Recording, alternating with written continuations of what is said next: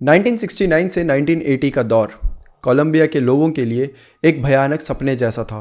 Colombia के लोगों के दिलों में एक इंसान ने इस हद तक दहशत बना ली थी कि शायद ही कोलंबिया के लोग उसे आज तक भुला पाए होंगे। ये कोलंबिया के इतिहास का सबसे खौफनाक सीरियल किलर था।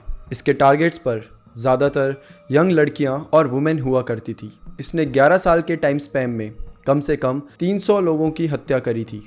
अब कोई इस हद तक क्राइम करता है तो उसको फांसी की सज़ा, या कम से कम मान लो कि बुरा सा बुरा देश है जिसके घटिया लॉज है एकदम, वो भी उम्र कैद तो दे ही देता है, राइट। बट इस केस में ऐसा नहीं हुआ था, और जो हुआ था वो सब आपको हिलाकर रख देगा। तो चलो इस केस के बारे में हम डिस्कस करते हैं। Welcome to the disturbing world of the monster of आंदेस।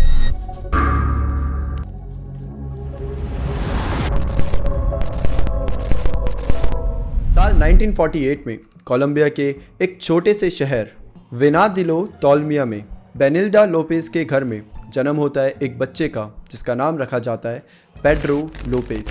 Pedro बेनिल्डा का 7वां बच्चा था, और पेड्रो के बाद भी बेनिल्डा के 6 और बच्चे हुए थे। जी हाँ, पेड्रो के टोटल 13 सिबलिंग्स थे। पेड्रो का बचपन कोई नाइटमेयर से कम नहीं था। पेड्रो के घर में इतनी ज़्यादा गरीबी थी कि पेड्रो की मॉम को प्रोस्टिट्यूट बनना पड़ा था, और पेड्रो बचपन से ही अपने माँ के क्लाइंट्स को अपने सामने आते जाते देखता था। 8 साल का बच्चा, सोचो ऐसे एनवायरनमेंट में जब एक छोटा बच्चा बड़ा होता है तो उसके माइंड में क्या असर पड़ता होगा। 8 साल की उम्र में पेड्रो ने एक ऐसी दुनिया देखी जो कभी भी किसी बच्चे ने इमेजिन तक नहीं करी होगी। और इन सब के ऊपर पेड्रो को कभी भी अपने माँ बाप से, अपने भाई बहनों से कोई भी प्यार नहीं मिला। अक्सर उसको मारा जाता था, जो कि उसके बचपन को और भी ज़्यादा बुरा बना देता है। पेड्रो के दिमाग में उसके परिवार के लिए और इस दुनिया के लिए नफ़रत पलने लगी। एंड देन एक दिन आता है जब पेड्रो की माँ पेड्रो को अपने घर से निकाल देती है। जरा सोचिए, 8 साल का बच्चा बिना घर वालों के, बिना किसी घर के, सिर्फ सड़क में अकेला। ये सब चीज़ों ने पेड्रो के दिमाग में कुछ ऐसी चीज़ें क्रिएट कर दी जिसका इल्ज़ाम पूरे कोलंबिया को भुगतना पड़ा। पेड्रो ने अपने बचपन का हिस्सा सड़क पे गुजारा। वो छोटे छोटे काम करता, यहाँ तक कि कभी कभी उसे भूखे पेट भी रहना पड़ता। सड़क में उसे कई तरीके के लोग मिलते, और ऐसे में ही पेड्रो का पाला पड़ता है कुछ क्रिमिनल्स के साथ, और फिर ये क्रिमिनल्स उसके साथ कुछ बहुत बुरा करते हैं। आप समझ सकते हो मैं क्या कह रहा हूँ। पेड्रो जो कि एक छोटा सा बच्चा था, उसको अब्यूज़ करा गया, उसका फ़ायदा उठाया गया, और उसके बाद उसको वहीं सड़क में छोड़ दिया गया। और इन सारे ट्रॉमास ने पेड्रो की ज़िंदगी एक नरक बना दी थी। टीनेज तक आते आते पेड्रो सिर्फ रिवेंज और वायलेंस में बिलीव करने लगा। इन सब के कारण उसने वहीं एक लोकल बच्चों का गैंग ज्वाइन कर लिया ताकि उसे प्रोटेक्शन भी मिल सके। और वहीं जो गैंग के बच्चे छोटे मोटे क्राइम्स करके अपना पेट भरते हैं, पेड्रो भी वो क्राइम करके अपना पेट भर सके। साल 1969 में ऑटो चोरी के इल्ज़ाम में पेड्रो को पुलिस ने पकड़ लिया, जिसके बाद उसे 7 साल की सज़ा सुनाई गई। जेल में भी पेड्रो के साथ 3 और प्रिजनर्स ने बहुत बुरा किया, जिस वजह से गुस्सा आकर उसने उन सब की हत्या कर दी, जिसके बाद उसकी सज़ा 2 साल और एक्सटेंड कर दी गई। पेड्रो लोपेज की क्रिमिनल एक्टिविटीज़ यानी कि बच्चों का शिकार करना 1978 से स्टार्ट हुई, और वो सिर्फ कोलंबिया तक नहीं रुका। उसका दहशत इतना ज़्यादा फैल गया था कि अब वो इस देश से बाहर पेरू और एक्वाडोर तक फैल चुका था। ये इंसान, या फिर इंसान बोलना शायद गलत होगा, ये मॉन्स्टर अपनी भूख को पूरा करने के लिए कहीं भी, किसी भी और कैसे भी हालात में बच्चों का शिकार कर सकता था। पेड्रो ने ये खुद कबूल किया है कि उसने करीब 100 बच्चियों का शिकार किया, जो कि रोड पे रहने वाली गरीब बच्चियां थीं। अपने शिकार के लिए उसने आइसोलेटेड जंगली एरियाज़ को चूज़ किया जहाँ कोई उसका पीछा नहीं कर सकता था।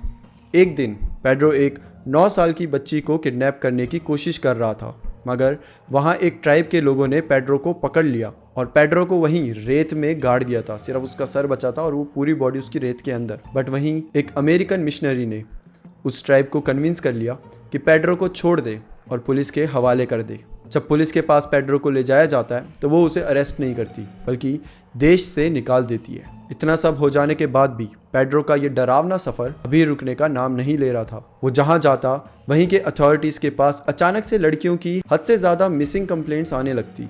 पेड्रो का पागलपन इतना इंटेंस था कि एक्वाडोर, पेरू और कोलंबिया के छोटे टाउन्स में लोग डर के मारे अपने बच्चों को घर से बाहर नहीं निकलने देते थे, क्योंकि उनके अंदर एक डर रहता था कि कहीं अगला नंबर उनके खुद के बच्चों का ना हो। पेड्रो अपने विक्टिम्स को जंगल में ले जाता था और फिर उनके साथ जो करता था वो किसी हॉरर मूवी से कम नहीं था। वो उनको ले जाता, उनको वहाँ पे तड़पाता, उनको टॉर्चर करता, उनके साथ गलत काम करता और फिर उसके बाद उन सबको मार देता। अप्रैल 1980 में एम्बाटो, एक्वाडोर में बहुत भयानक फ्लड आ जाता है, जिसके बाद अचानक से काफ़ी सारी लड़कियों की बॉडीज़ के बोन्स बाहर आ जाते हैं, जिसे देख वहाँ की अथॉरिटीज़ ने एक बार फिर उन मिसिंग कंप्लेंट्स पे ध्यान देना स्टार्ट किया और एक बार फिर इन्वेस्टिगेशन स्टार्ट कर दी। फ्लड को आए हुए अभी ज़्यादा दिन नहीं हुए थे कि एक दिन एक लोकल वुमन जिनका नाम कार्विना पोवेडा था, वो अपनी 12 साल की बेटी के साथ मार्केट जा रही थी कि तभी वहाँ पेड्रो आ जाता है और उस बच्ची को किडनैप करने की कोशिश करता है, मगर आसपास के लोग उसे तुरंत पकड़ लेते हैं और पकड़ने के बाद पुलिस को कॉल करते हैं, जिसके बाद फाइनली पेड्रो अरेस्ट हो जाता है। मगर कस्टडी में पेड्रो बिल्कुल भी कोऑपरेट नहीं कर रहा था और अपने क्राइम्स भी कन्फेस नहीं कर रहा था। और फिर वहाँ के पुलिस कैप्टन मिस्टर पेस्टर कैर्डोवा ने एक प्लान बनाया। वो एक प्रिजनर बनके उसी सेल में गए जहाँ पर पेड्रो था। पेड्रो ये बताता है कि उसने एक्वाडोर में कम से कम 200 लड़कियों का कत्ल करा है, कुछ टीन्स का कत्ल पेरू में और कुछ का कोलंबिया में भी करा है, जिसके बाद उसके कन्फेशन की हेल्प से एक्वाडोर में 110 बॉडीज प्राप्त करी गई। और उसके बाद लेटर इन 1980s में पेड्रो को उसके क्राइम के लिए 16 साल की सज़ा सुनाई गई, जो कि एक्वाडोर में मैक्सिमम प्रिजन सेंटेंस थी। और सबसे शॉकिंग बात तो ये थी कि उसको ये सज़ा भी पूरी करने नहीं दी गई, बल्कि अच्छे बिहेवियर की वजह से उसे 2 साल कम कर दिए गए। मतलब कि इन शॉर्ट उसने सिर्फ 14 साल की सज़ा जेल में गुजारी। ये सुनकर जो वहाँ के लोग थे वो सब हैरान हो चुके थे।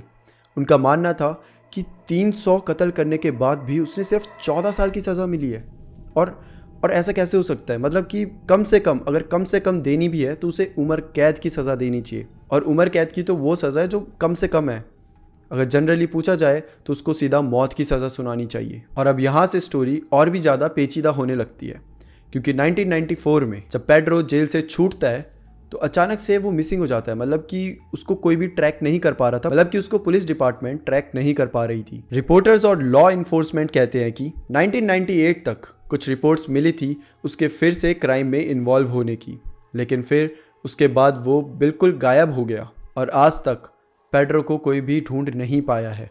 उसके गायब होने की जो मिस्ट्री है वो आज तक कोई सॉल्व नहीं कर पाया है। क्या वो आज भी जिंदा है?